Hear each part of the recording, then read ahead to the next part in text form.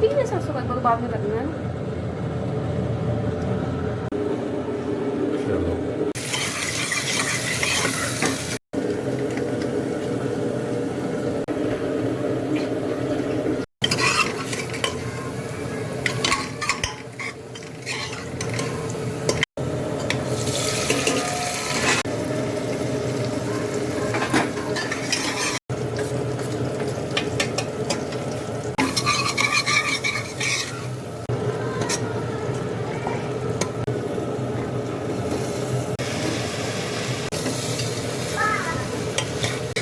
और सब्जी को अच्छी तरह मिक्स कीजिए ताकि सारा मसाला सब्जी के अंदर लग जाए।